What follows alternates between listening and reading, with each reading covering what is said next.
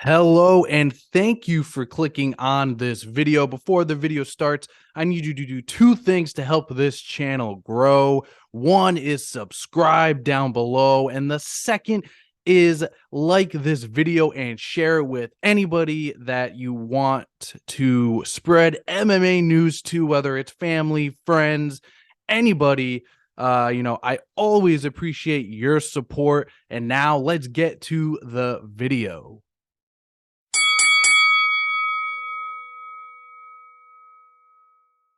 Hello, everybody. My name is Tyler Russo, and this is the KO podcast, and I am here with UFC Flyweight Miranda Maverick. Miranda, how are you doing today? I am doing great. Just getting ready to start my fight camp for this upcoming fight. A lot going on, but I'm really excited to get to work. That's fantastic. And we were just talking before, that it's been some time since we last spoke. You got married. Congratulations on that. Thank you. And your fight had gotten pushed back, and then it was in November. And you got the unanimous decision win over Shanna Young. So looking back on that fight, I know it was a little time ago. Is there anything that you took away from that win? For me, it was just that I can sit there, I can maul people. We had a lot of technical advances we've been working on the ground, and it gave me a good fight to be able to work them, to practice them in real time, real pressure, and also gave me some things that I might not have been doing, was doing 90% right, but not 100% right during that fight. And it gave us a chance to go back, work on it, and perfect it even more. And yeah, I was able to work a lot of my grappling where I had been focusing on striking a lot prior to that. And now I feel like I've got it all put together from this camp here in Denver, and I'm ready to show it out, and impress in front of a whole audience this time. Yeah, that's awesome. Yeah, you have a great team out there. I know Drew Dober trains with you.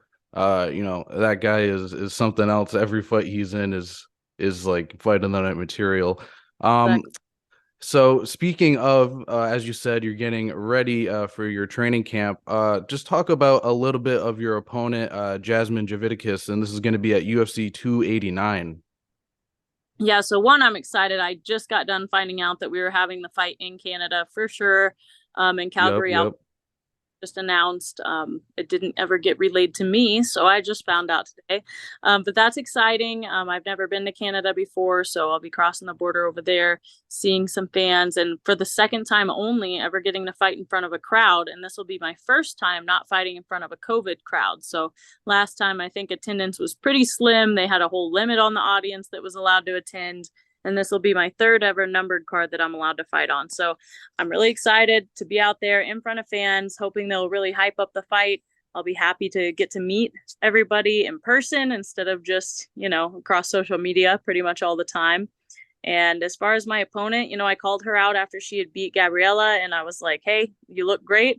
You ready to dance anytime soon? She replied yes. And we kind of talked behind the scenes too and got the ball rolling. I've been waiting and waiting for an opponent. It will have been 6 months or 7 months actually between my two fights, which is insane to me. Like, I'm ready to go all the time. I've been ready since January, and it's been frustrating having to wait that long. But at the same time, got to enjoy holidays, got to let my body heal. The biggest gap I've really ever had that I didn't have an injury in. So it was pretty nice to just learn and progress and develop between those time periods and let myself become that much better of a fighter. And Jasmine is fairly well rounded. I think her kind of claim to fame is her wall wrestling and just grappling in general.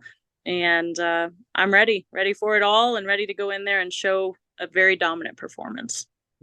Yeah, that's awesome that you guys talked obviously on social media, but then also did it behind the scenes because I mean, as you know, people say a lot of things on social media that, don't ever really happen, or materialize. So Mhm. that's great to hear. And there's so since there's a like you said, there's a huge big gap for you. How does it feel kind of getting back into a fight camp after a long break? Well, like I said, I was staying ready. I was ready for any short notices, so there wasn't really ever a break. That's the sucky part, is I like knowing when I can have a fight. That way I can say, all right, I can take 2 weeks off here and then get started. But instead, I was keeping my weight low, staying lean, training and sparring constantly, just in case something came up that I could jump into and take real quick. That didn't happen this time around. So instead, I kind of wore and tore my body, but at the same time developed in between. As soon as we got the date, I actually slowed down my training a lot and kind of took a little bit of a break. And starting next week is when we'll really intensify everything and really kick it into gear for this fight camp, have all my training partners figured out, start sparring, all the above. Man, that sounds very exciting. It's probably, that's probably when you feel like you're like really getting into actually facing an opponent. So obviously last weekend, Maycee Barber and Andrea Lee fought. I saw some of your posts online. Just give your thoughts on that whole decision and just the fight in general. Yeah, I mean, one, obviously, I feel like I got robbed during the Maycee fight. Then this Andrea Lee one, I thought it was way closer than mine was for sure.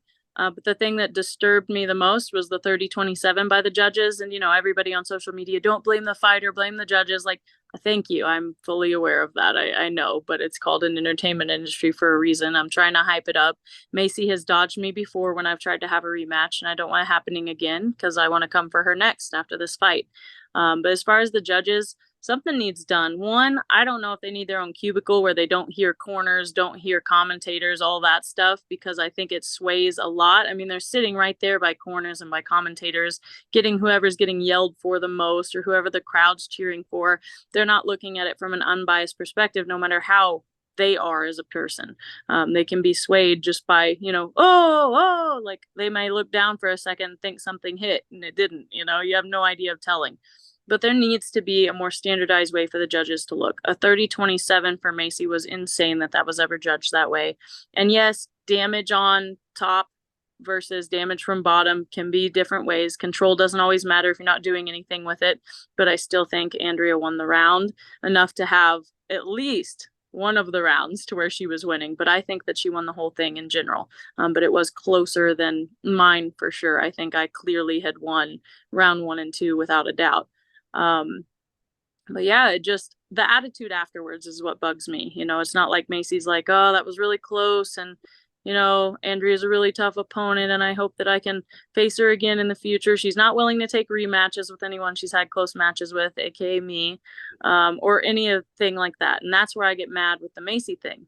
But it's not mad. I just want to fight her again. I want to get the redemption and really go in there and, maybe finish it this time. And I hate, I posted it on Twitter when people say, then don't let it go to the judges. Like, what do you think we're trying to do the whole time? We're trying to go in there and finish it. We're going against the best in the world. It's not like we can go in there and hit them twice and they fall on the ground and they're done. It's just the silliest phrase I've ever heard. And anyone that ever says that are people who have never trained. Yeah, and also, I mean, that whole just Texas commission is a mess to begin with because I mean, there was a big incident that happened at Fury FC. I'm sure you're very aware of it. Yes, and then he judged the fights the very next day. Yeah. Yeah, insane. He shouldn't be there. Exactly. Like I don't understand what's going on there, but yeah, so that's just a really bad reflection on that whole commission in general. But moving on to another big thing happened in your division. Valentina Shevchenko lost to Alexa Grasso. So what are your thoughts on that? I was personally pretty surprised that happened. I was surprised by it happening that time, but at the same time, Valentina is getting, older. And you get complacent after a while. Like, whatever you're in, maybe she's not training quite as hard. Maybe she does have injuries. It's not like she's invincible. She has things that she has to take care of as well. She has a life. And you saw it with Rose, like she got sick of being champion basically, and some people just that pressure can be overwhelming. And I'm not saying it was, she had a good fight. It was still a great fight. I think she was beating Alexa up to the point that she got beat. And Alexa just really capitalized on a good opportunity, where Valentina was vulnerable for 2 seconds, and that's what you have to do in the fighting game. Spinning stuff is always risky. Things of that nature happen. You go in, you take them down. She practiced for it. She was ready for it. And I was impressed. Alexa's one of the smaller girls in the division in the top 15. And I think she did a marvelous job getting in there, winning that belt. To be honest, I think Valentina will take it back, but Alexa had a good run. Yeah, and I mean, when she released from, it wasn't under the chin, but you could see like the imprint of her arm like on her Yeah, chin. Like if she did, just takes the chin and pushes it back. That's actually how I finished Deanna Bennett in our finals match in the Invicta tournament. Like, it doesn't have to be a choke if the elbow's not under the chin, and that's another thing that a lot of people don't understand if they aren't like in there doing it, having it or like that. Yeah, I mean, yeah, the crowd went crazy in that moment. And just one last thing, another a young fighter rising in the division is Erin Blanchfield. You fought her. What was your thoughts on your fight with her, and what's your thoughts on her recent, rise beating Jessica Andrade. yeah, Jessica Andrade. Good job. She's a phenomenal grappler. She's a phenomenal fighter in general. I was actually impressed by her striking and her durability in the fight against Andrade. Her movement was quick. I will say Jessica was literally vacationing on a beach, had just got done fighting Lauren Murphy, and then she gets the call for this fight on a 2-week notice, comes in and fights. I was impressed she even made weight, to be honest with you. I don't even know if it was 2 weeks or like a week and a half, something like that. Yeah, it was very short. Yeah, came in, fought Erin. I would say one, she underestimated her a little bit. I will say I was very guilty of that. When I fought her, I was like, nah, her grappling's good, but it's not that good. My striking's way better. And in my fight, my striking was much better. I was dominating on the feet, but she would time the takedowns, got me on the ground, and I just didn't have an answer at the time for being on my back like that. We also all have bad nights in training, and it was a bad night for me in the cage. My mind wasn't really there. And once I got on my back, it was more of this crap. I'm here again. Like, what am I going to do? I had never lost a first round before in my entire career. It was my first fight, losing a first round. And I think it really got to my head and started influencing my decisions going from there forward. And we worked on it. After I lost to her, it really improved my game. I got back to the gym and I had people put me in bad positions on bottom all the time. I would make sure I lost first rounds, whether it meant doing so much cardio and conditioning beforehand that I was just worn out. And then the first person coming in would be like Raquel Pennington or something and just have them maul me for the first round until I was ready to go for the second while they were fresh and I was tired. And that's what we worked on. And then putting me on bottom, making me learn to get up, get out, and get back on top. And before that, I had never been put in that spot in any of my fights. I always was the grappler. Nobody wanted to grapple with me or take me down. And Erin did a great job. It was a phenomenal performance. And I hope that we get to rematch again as well. I think that we're both young and we'll both be in the top of the division for a long time. Yeah, definitely. I definitely agree with that. I would love to see you guys meet again. That would be an amazing fight to watch. Yeah, Miranda, just thank you for taking the time. I hope you have a great training camp. I hope you stay healthy. And yeah, I'm looking forward to see you putting on an amazing performance at UFC 289. Thank you very much. I appreciate it.